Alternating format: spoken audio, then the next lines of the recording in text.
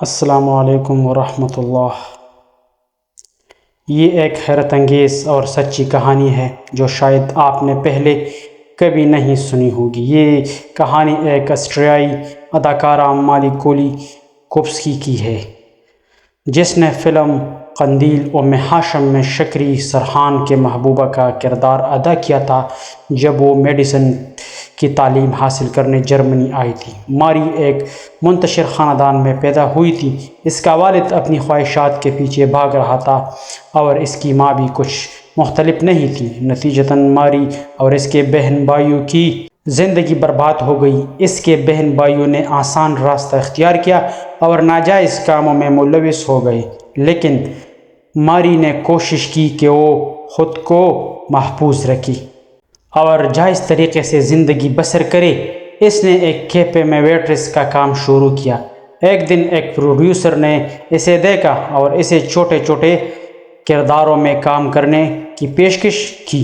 اس طرح وہ جرمنی اور آسٹریا میں بطور اضافی کردار کام کرنے لگی۔ جب فلم قندیل ام ہاشم کی شوٹنگ کے لیے ٹیم جرمنی پہنچی تو انہوں ایک جرمن اداکارہ کی ضرورت تھی جو کم خرچ ہو۔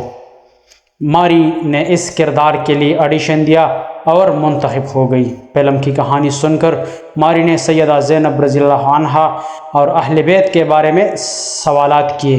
اس کے ساتھ کام کرنے والے لوگوں نے انہیں ان کی پاکیزگی اور نیکی کے بارے میں بتایا۔ ماری اس سے بہت متاثر ہوئی اور اس کی روح کو سکون ملا۔ جب فلم کی شوٹنگ ختم ہوئی تو ماری نے اپنی باقی زندگی سیدہ زینب رضی اللہ عنہا کے قدموں میں گزارنے کا فیصلہ کیا۔ اس نے اپنی جمع پونجی سے مصر کا ٹکٹ خریدا اور قاہرہ پہنچ گئی۔ وہاں پہنچ کر اس نے سب سے پہلے سیدہ زینب رضی اللہ عنہا کے روضے کا رخ کیا۔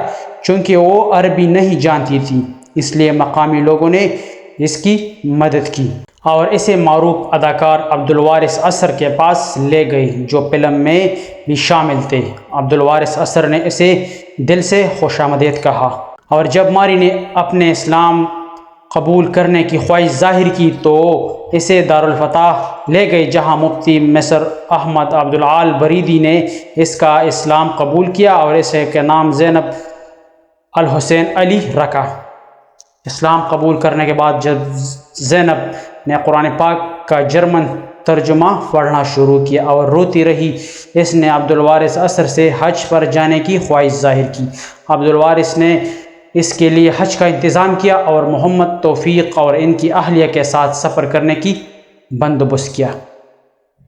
زینب نے حج کے مناسک سیکھنے میں اپنا وقت گزارا اور آخر کار حج کے لیے روانہ ہو گئی۔ حج کے دوران محمد توفیق کی اہلیہ نے بتایا کہ زینب کو کسی قسم کا تھکان محسوس نہیں ہو رہی تھی اور وہ ہمیشہ ان سے آگے ہوتی تھی۔ حج کے بعد وہ مدینہ منورہ گئی اور